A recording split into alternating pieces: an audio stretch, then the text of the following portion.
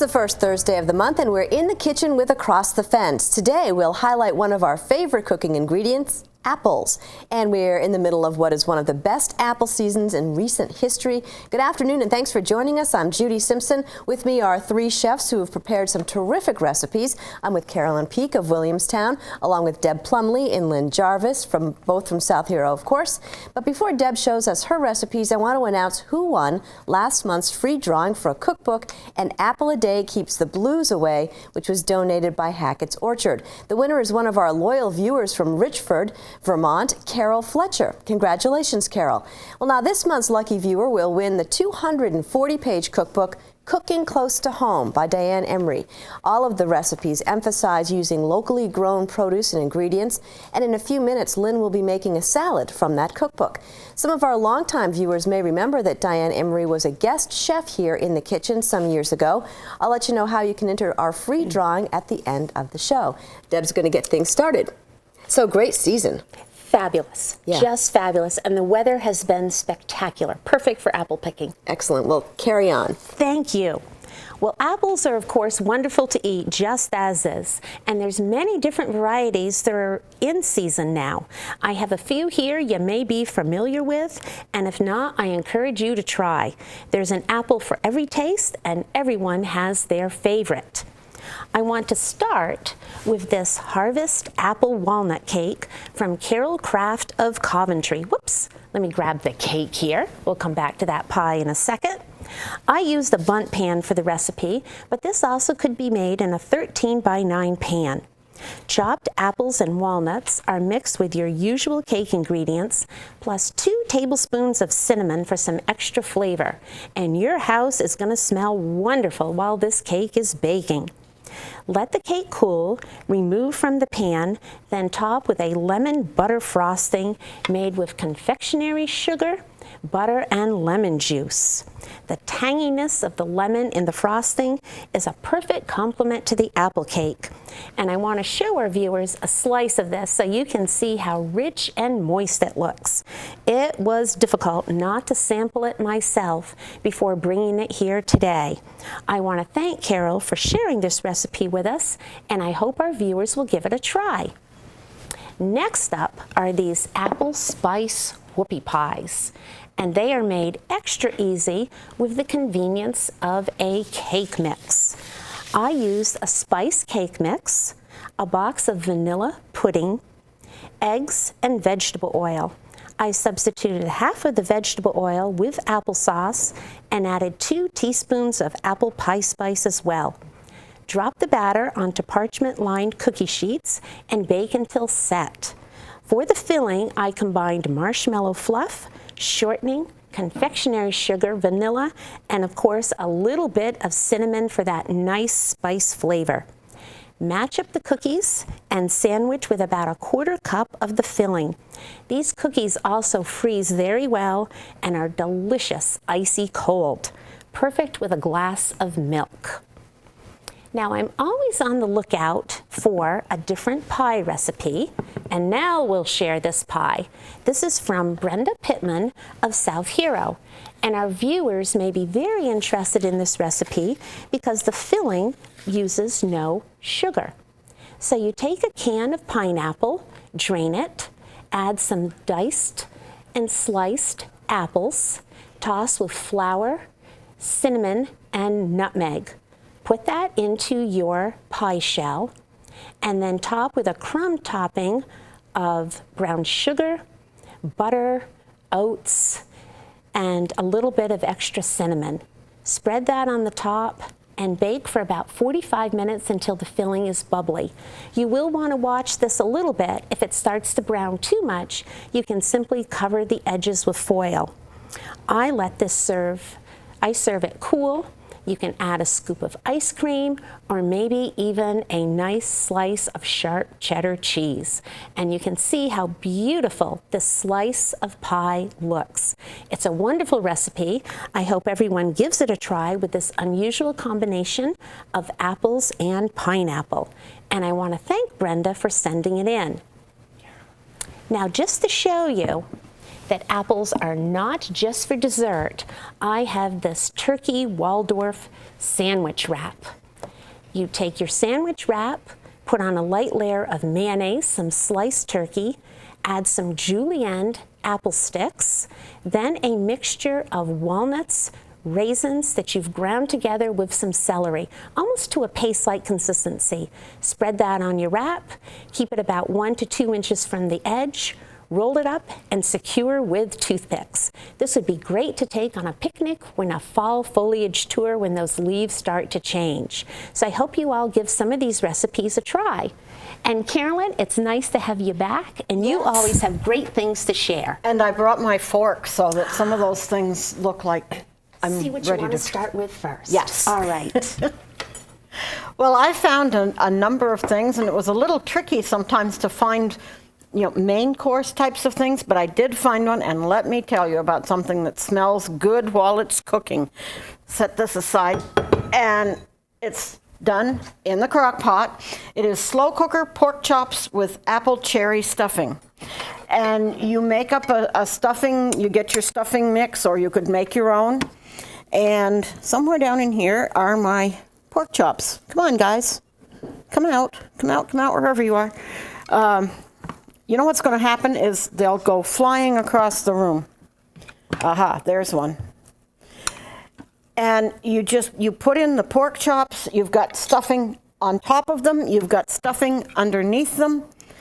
My husband said it smelled absolutely delicious while they were cooking. And you just serve those up. I'm going to very quickly cut into the pork chops so you can see, but it all just cooks right there in the crock pot. Turn this around a little bit. And you can see they get nicely done, and it's a great way to make a little bit of change in usual meals. My next one is Harvest Time green beans, and this has got string beans, sliced carrots, some shallots or green onions, and then it has a sauce of apple juice, cornstarch, and you also throw in some unpeeled red apples, and you can see all of those things just all nicely nestled in there, and it's a really good way to have beans a little bit differently. Now down here in the front I have something called apple bacon cheddar mini breakfast pies. Try saying that one fast. And these are delicious. My husband and I both agreed this is one that can be made again. These are with the biscuit mix, and then you just put in apples and bacon and some cheese, a few other things, and cook them in a muffin pan, and those are just really great. Now I have over here something a little bit different. And I'll warn you, this is going to make a comeback when we do our maple show this spring because it's a perfect one. This is maple apple jam. I found some cute little squatty jars to put it in. You can use it on bread, or I discovered it is excellent on crackers. So you could put that out for when you're having a special thing. It's just brown sugar, cornstarch, apple cider, maple syrup, and some apples, 5 apples. Cook it up, and it's great. Now, I have a new favorite cookie, and that is thanks to Greta Crandall from Peru, Vermont. These are apple spice cookies with raisins. They have, all your usual spices. There's brown sugar, there's apple juice, chopped nuts, chopped apples, and raisins. And these, I'm debating whether anybody is going to get any of these after the show because they are so good. Uh-oh. Well, okay, so one's gone. Now, Lynn, if you can do your show and eat cookies at the same time. I'm going to eat too fast. And I want to tell everybody, don't tell them, but Lynn and Deb are getting some of this for Christmas. But don't tell them, that's our secret. Well, thank you, Carolyn. Well, I want to begin by thanking some of our loyal viewers, Cynthia Buska, Betty Lockerbie, Gloria Lashway, Roberta Maltese, Jeffrey Tucker, and Chris Rabidou, and be assured that all of your cards and notes are read and much appreciated. Well, now I have a photo to show you that was taken of me at the Champlain Valley Fair. Besides judging 3 categories, I entered 3 of my own recipes and received blue ribbons for my cherry pie, which is my Deb's mother's recipe, and a cherry raspberry pie, one of my mother's recipe, and my maple apple blueberry crisp that came in second. And the judges thought the maple flavor wasn't strong enough, but I disagree. I think you'll like it. Here it is. It's along with the blueberries and apples in here. There's a half a cup of maple syrup, a little sugar, flour, and cinnamon. And the topping is made with brown sugar, flour, oatmeal, maple syrup, and a little melted butter. Now I'm going to pour a little maple syrup over this to give it a little more flavor and serve this warm, and you are in for a treat. Now I'm going to move on to something I found in this recipe book that was printed way back in 1997. It's called Apples in Appealing Ways on page 8. It's an applesauce meatloaf, and I gave it a try, and I wanted to make it because I think you're going to really like it. In here, there's some ground beef and ground pork, and it's all flavored with some applesauce, chopped onions, and celery, and the topping has a little mixture of brown sugar and mustard. Just 370 calories per slice, and I like to say this is one of those recipes that has stood the test of time. And now a nice salad to go with our meatloaf is this sweet purple slaw with apples and walnuts, and it comes from the cookbook that one of you viewers is going to win, that was done by Diane Emery. And along with the red cabbage, there's apples in here, onions, walnuts, and dried cranberries. The dressing is made with red wine vinegar, oil, maple syrup, and a little salt and pepper. It's easy to make, it does take a little time, and it keeps well in the refrigerator. Now just take a look at this beautiful cake. It's a recipe from Barbara Story up in South Hero, and she lives fairly close to Deb and me.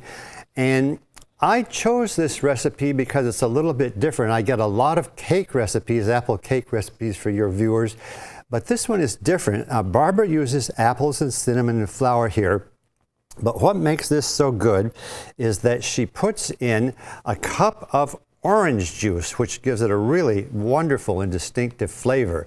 So I hope you'll give this a try. It's really a wonderful fall dessert when apples are so plentiful, and we thank Barbara for that. Now my next recipe comes from this cookbook. It's called Apples Dessert Recipes, and it was printed way back in 1970, and on page 18 there's Bess Truman's Ozark Pudding. And if you don't remember who Bess Truman was, she was the wife of President Harry Truman, who was our president from 1945 to 1953. And in the notes it says this has basic ingredients of an apple pudding, and it was often served in the White House. So when you make this, you can tell your family and friends this was served in the White House more than 60 years ago, and a favorite of the Truman family. And I'm going to just top it off with a little Vermont maple syrup. Don't you think that looks just delicious? And my last recipe is right here. Where is it? Oh, right here. There's so many things here today. It comes from Liz Ackerman of Fairleigh, Vermont. She's a loyal viewer and a great cook. It's her applesauce maple loaf, and I put a little pumpkin in because Halloween is at the end of the month. Delicious any time of year, and it has in it applesauce and maple syrup, raisins, walnuts, cloves, nutmeg, and cinnamon. Great for potlucks because it travels well. It's a nice, sturdy loaf. Yes. I'm going to start here and just work my way down. Isn't it a great show today? Unbelievable. Nothing better than apple recipes. Now, we've got a couple of different ways to get today's apple recipes along with a few extras. You can go online to uvm.edu/extension. Click on the link to Across the Fence, and you'll find the recipes on the left-hand side of the webpage. To get the recipes by mail, send $2 and a stamped self-addressed business envelope to Apple Recipes, Box 188, South Hero, Vermont, 05486. And remember, if you're ordering the recipes, to include $2 and a stamped self-addressed envelope. Your envelope will be used in the drawing for the Cooking Close to Home cookbook. If you're not ordering today, you can use the address on your screen to enter. Just send along your name, address, and phone number. We'll be back in the kitchen on November 5th when we'll announce the winner of the cookbook, and we'll feature tasty foods for special needs.